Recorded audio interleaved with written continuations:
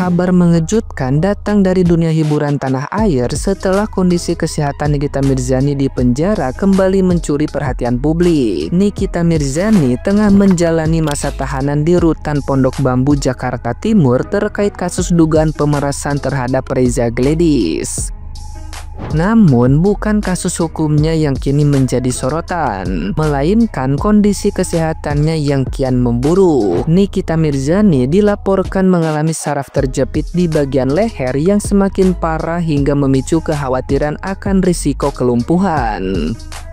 Fasilitas rutan yang tidak mendukung kebutuhan kesehatannya membuat kondisi ini memburuk, terutama karena ia memiliki riwayat operasi pada tulang leher. Tidur di kasur yang tidak sesuai menyebabkan pergeseran tulang, benjolan, serta rasa nyeri berkepanjangan. Gejala yang dirasakan Nikita Mirzani mulai dari pusing, sesak napas, hingga rasa tidak nyaman yang signifikan bahkan sudah muncul sejak ia ditahan di Polda Metro Jaya. Jika tidak menunjukkan perbaikan, operasi menjadi jalan terakhir.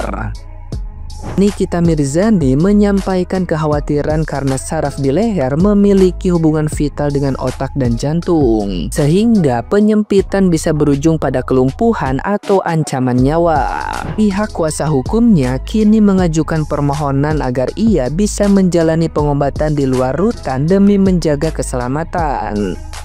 Publik pun ramai menyoroti kasus ini, antara simpati atas penderitaannya dan kritikan terhadap prosedur hukum yang membatasi akses kesehatan tahanan. Nah, gimana nih menurut netizen yang terhormat? Silahkan berkomentar ya.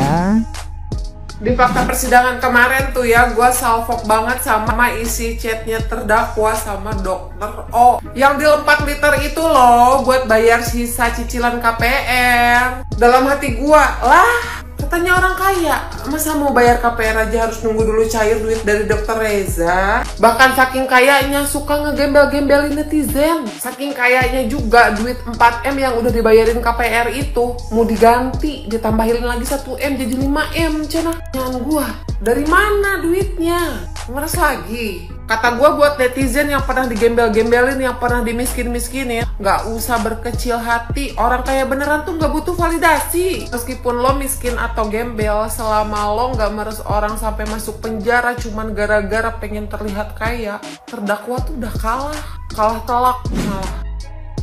Jujur, semakin kesini semakin muak sama kasus yang sedang dialami CNM ini. Dari awal memang sudah terlalu dipaksakan kok ini kasus. Sampai endingnya sidang kemarin di hari Kamis terbuktikan ada rekaman si RG yang lagi teleponan sama si M itu ketawa ketiwi. Gak ada muka sama sekali tertekannya gitu loh. Malah dia yang menyiapkan handphone satu lagi untuk merekam. Sekarang siapa yang mencari? Siapa yang minta ketemuan, siapa yang telepon, tiba-tiba direkam. Terus ini kasus apa? Kasus pemerasan, penyuapan, atau penjebakan? Kalau orang diperas pasti dalam kondisi tertekan dulu. Ini ketawa ketiwi guys, ketawa ketiwi sambil merekam. Aduh, kalau sampai si NM divonis bersalah, bobrok banget sih hukum di negara Konoha ini. Parah. Bingung aku, kita harus percaya sama siapa kalau udah begini. Sidang TPPU Nikita Mirzani ini bikin malu sistem hukum kita. Bayangin, saksi ahli yang dibawa jaksa lupa isi BAP-nya. Lupa sekali ya udahlah, tapi kalau lupa mulu itu bukan lagi keteledoran, itu sudah mencederai proses hukum. Dan hakimnya hening. Ini sidang kasus kategori TPPU loh, perkara serius, bukan main-main. Tapi jaksa justru berkali-kali menghadirkan saksi ahli yang lupa isi BAP. Halo? BAP itu kan dokumen resmi, dasar pemeriksaan. Kalau saksi sendiri nggak konsisten dengan keterangannya, itu sama aja mencederai asas due process of law. Pertanyaannya, kenapa hakimnya hening? tugas hakim itu menjaga marwah persidangan. Kalau saksi pelupa dibiarin terus bersaksi, bukannya malah merusak integritas bukti di persidangan. Di sisi lain, jaksa tuh seakan nggak belajar. Kalau saksi nggak siap, kenapa tetap dipaksa maju buat bersaksi? Apa ini sekedar kelalaian atau justru bagian dari strategi untuk mengaburkan perkara? Karena menurut KUHP, keterangan saksi itu harus jelas, konsisten, dan relevan. Kalau lupa mulu, ya itu wajar nggak sih dipertanyain kredibilitasnya? Dan publik tuh berhak curiga, apa proses ini masih mencari kebenaran material atau cuma formalitas sidang yang penuh drama? Nikita memang terdakwa, tapi lihat baik-baik deh. Hari ini yang dipertaruhin bukan cuma nasib Nikita, tapi juga kredibilitas hukum kita. Kalau saksi ahli aja nggak bisa diandelin, kalau hakim nggak tegas, kalau jaksa nggak asal bawa orang, lalu siapa yang sebenarnya sedang diadil di sini? Nikita Mirzani atau sistem hukum Indonesia itu sendiri? Coba tulis pendapat kalian di kolom komentar. Jangan lupa follow gue kalau kalian suka konten ngoceh kayak gini. Kasus Nikita Mirzani akan tenggelam dan nampaknya keadilan tidak akan pernah terwujud. Bukan karena proses hukumnya, tapi karena sebagian pendukungnya sendiri yang lelah. Bukan karena jalannya kasus, melainkan drama yang dibuat oleh sesama pendukung. Nah, sahabat channel, kalau kita lihat dari sudut pandang komunikasi publik ya, ini yang disebut dengan fatigue effect atau kelelahan audiens. Jadi ketika sebuah isu awalnya muncul, masyarakat sangat antusias ya, karena ada semangat untuk mencari kebenaran. Tapi makin lama drama internal, saling bentrok antar pendukung, kemudian ada penyebaran hoax, dan narasi-narasi emosional yang tidak akurat justru membuat kita jenuh. Padahal ya sahabat channel, secara hukum proses seperti perpanjangan penahanan, kemudian penangguhan yang ditolak, atau pemanggilan saksi-saksi ahli, kemudian sidang yang ditunda ya, adalah prosedur yang wajar dan diatur oleh undang-undang. Namun ketika terus-menerus disampaikan dengan framing negatif ya, seolah-olah ya ada mafia hukum dan atau ketidakadilan sistemik. Ya, masyarakat yang tidak memahami mekanisme hukum jadi putus asa. Akhirnya semangat untuk mendukung pun makin lama makin luntur. Isu utama pun tenggelam dan hanya tersisa pertengkaran antar pendukung. Jadi sahabat channel, kalau kita sungguh-sungguh ingin keadilan ya, kunci utamanya itu bukan hanya mengawal kasusnya, tetapi juga mengawal kualitas informasi, edukasi publik dengan fakta hukum yang benar ya, bukan narasi yang membakar emosi. Karena tanpa literasi hukum dan disiplin informasi ya, seadil apapun prosesnya, isu akan tenggelam sendiri oleh kebisingan drama. Dan itu bukan kegagalan pengadilan, itu kegagalan kita sebagai masyarakat untuk tetap waras. Sidang Nikita Mirzani kembali lagi ricuh dengan penuh kejutan dan banyak sekali drama-drama di dalam persidangan yang tidak pernah habis sampai hari ini. Protes kembali terjadi baik oleh keluarga Nikita Mirzani, oleh kuasa hukum, dan juga para fans Nikita Mirzani tentunya. Kenapa dia protes? Karena Nikita Mirzani merasa bahwa saksi PPATK ini itu hanya menerima ringkasan dari penyelidik. Kemudian dia mengaku juga bahwa chat-chat yang diberikan itu sudah dipilih. Ini kan menjadi pertanyaan yang besar gitu loh. Ada apa?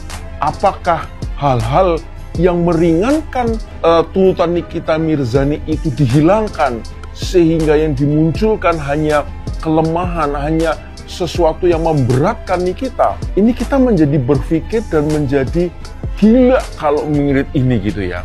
Dan Nikita sempat bilang atau menuduh daripada saksi ahli bahwa dia berbohong kepada di muka hakim. Sampai akhirnya si saksi ini minta pulang guys. Saya nggak tahu kenapa dia minta izin pulang. Apakah dia mulai terpojok? Apakah dia mulai bersalah bahwa statementnya dia itu sebenarnya memberatkan Nikita? Kita nggak pernah tahu ya apa alasannya. Ya, kita positif aja, mungkin ada masalah sesuatu yang urgent di dalam jadwalnya dia. Kita nggak tahu, ya kan? Nah, tetapi ada angin segar juga di dalam persidangan itu. Ternyata akhirnya sesuatu yang diminta Nikita itu dikabulkan, yaitu permintaan medis tentang masalah giginya dia. Kronnya dia pecah guys, sehingga itu butuh perawatan khusus. Karena apa? Gigi ini bahaya. Kalau gigi ini ternyata infeksi karena adanya keretakan sehingga ada virus, ada bakteri masuk ke dalam gigi mengakibatkan sarafnya itu menjadi saraf infeksi, akhirnya dia bisa menyerang ke organ tubuh yang lain dan itu bahaya memang. Dan ya, terima kasih Pak Hakim sudah menyetujui walaupun masih ada persyaratan tentang medis. Saya pikir Nikita Mirzani dengan kuasa hukumnya bisa menyertakan untuk surat medical itu ya, surat daripada medis itu ya, saya pikir itu nggak ada masalah. Nah, kemudian ada sebuah pertanyaan yang sekarang kita mesti harus jawab. Ada sesuatu yang kita lihat di dalam persidangan itu, ada dua hal yang penting. Yang pertama, adanya fakta, dan kemudian adanya pertanyaan yang tidak pernah bisa terjawab. Fakta mengatakan bahwa adanya tindakan pencucian uang, itu fakta menurut persidangan. Dan menurut fakta juga bahwa saksi ahli mengatakan ada terindikasi Nikita Mirzani melakukan TPPU. Tetapi sebuah pertanyaan muncul, pertanyaan yang sangat besar muncul kembali di tengah-tengah masyarakat, yaitu adalah kenapa chat yang lain kok tidak ditampilkan? Kenapa chat-chat itu dipilih-pilih? Kenapa chat yang meringankan Nikita tidak ditunjukkan atau tidak diputarkan? Ini adalah sebuah keadilan yang tidak adil buat Nikita. Saya pikir hukum itu akan berpihak kepada kebenaran. Dan saya percaya bahwa Nikita pasti akan mendapatkan keadilan. Itu yang saya percaya. Nah, pertanyaannya sekarang selanjutnya. Seandainya kita ini guys, kalian semua jadi hakim, apa yang akan kalian lakukan? Apa yang akan kalian lontarkan di depan para saksi JPU maupun Nikita Mirzani? Coba drop komen lu ya, kita discuss di kolom komen. Thank you guys, tetap semangat pagi hari ini dan selalu berpikir yang cerdas. Cheerio, thank you.